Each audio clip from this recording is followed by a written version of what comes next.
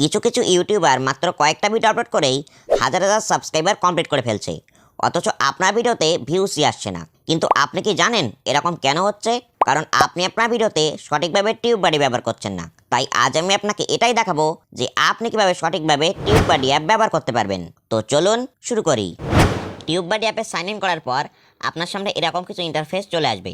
তো প্রথমে দেখুন এখানে আছে ভিডিওস ট্যাব, মানে এখানে আপনি আপনার সমস্ত ভিডিওগুলো দেখতে পাবেন। এবার আপনি যে ভিডিওটা অপটিমাইজ করতে চান জাস্ট সেই ভিডিওর উপর একবার ক্লিক করুন। এবার দেখুন আমার থাম্বনেল, ট্যাগস এবং ডেসক্রিপশনের বাম ধারে টিক আছে। আর যে টাইটেল লেন্থ, এটা আপনার টিক না থাকলেও চলবে, এটা অতটা ইম্পর্টেন্ট নয়। এরপর দেখুন এখানে আছে ট্যাগস। তো আপনি যদি এই ট্যাগস অপশানে ক্লিক করেন তাহলে আপনার ভিডিওর সমস্ত ট্যাগগুলো এখানে শো করবে। এবার ধরুন আপনি আপনার ভিডিওতে আরও একটা ট্যাগস লাগাতে চান, তার জন্য আপনাকে এই অ্যাড ট্যাগসে ক্লিক করতে হবে।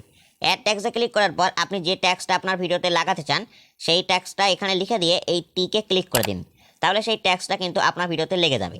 আবার আপনি যদি কোনো ট্যাগ ডিলিট করতে চান তাহলে জাস্ট এই ক্রসে ক্লিক করে দিন, তাহলে ট্যাগ ডিলিট হয়ে যাবে। এবার একটা এখানে ইম্পর্টেন্ট অপশান আছে, সেটা হচ্ছে এক্সপ্লোর ট্যাগস। তো আপনি যদি এই এক্সপ্লোর ট্যাগস অপশানে ক্লিক করেন তাহলে আপনি আপনার ভিডিওর জন্য কিওয়ার্ড রিসার্চ করতে পারবেন। যেমন এখানে আমি লিখে দিচ্ছি how to make YouTube channel, এরপর এটাকে সার্চ করছি।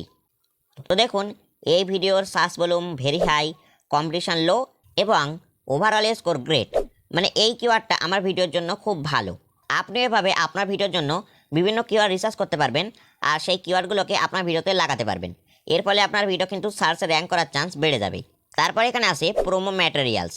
তো আপনি যদি এখানে ক্লিক করে দেন তাহলে আপনি আপনার ভিডিওর বিভিন্ন জিনিস কপি করতে পারবেন। যেমন আপনি আপনার ভিডিওর ইউআরএল মানে লিঙ্ক কপি করতে পারবেন, টাইটেল কপি করতে পারবেন, ট্যাগস কপি করতে পারবেন, ডেসক্রিপশন কপি করতে পারবেন। এছাড়া আপনি যদি চান তাহলে আপনার ভিডিওর থাম্বনেলটি আপনি এই সেভ ভিডিও থাম্বনেল ইমেজ এই অপশানে ক্লিক করে আপনার গ্যালারিতে সেভ করতে পারবেন। এরপর দেখুন এখানে আছে ভিডিও অ্যানালিটিক্স। তো আপনি যদি ভিডিও অ্যানালিটিক্সে ক্লিক করেন তাহলে আপনার ভিডিওর ডেটাগুলো আপনি দেখতে পাবেন। যেমন আপনার ভিডিওতে কত ভিউস এসেছে, কত কমেন্ট এসেছে, এই সব কিছু কিন্তু আপনি এখান থেকে দেখতে পাবেন। তো আমি এবার ব্যাক চলে আসছি। তারপরে কমেন্ট অপশানে ক্লিক করছি। কমেন্ট অপশানে ক্লিক করলে আপনার ভিডিওতে যে কমেন্টগুলো মানুষ করেছে সেই কমেন্টগুলো আপনি এখান থেকে দেখতে পাবেন। এরপরে এখানে আছে মাইলস্টোনস। মাইলস্টোন অপশানে ক্লিক করলে আপনি আপনার চ্যানেলের মাইলস্টোনগুলো দেখতে পাবেন। যেমন আমার 50 ভিউজ কমপ্লিট হয়ে গেছে বলে টিউববাডি দেখুন একটা মাইলস্টোন পাঠিয়েছে। তো আমি এটার উপর ক্লিক করছি। এবার দেখুন 50 ভিউসের মাইলস্টোনটা এখানে শো করছে। এবার ধরুন এই মাইলস্টোনটা আমি আমার গ্যালারিতে সেভ করতে চাই, তার জন্য একবার এই সেভ টু ফটোস অপশানে ক্লিক করতে হবে। সেভ টু ফটোস অপশানে ক্লিক করে দিলেই এই ফটোটা দেখুন আমার গ্যালারিতে সেভ হয়ে গেছে। তো এবার আমি আবার ব্যাক চলে আসছি। তো তারপর আবার এখানে আছে নিউজ ট্যাব। এবার এই নিউজ ট্যাবটা অতটা ইম্পর্টেন্ট নয়। আর তারপর সর্বশেষ ট্যাব মেনু।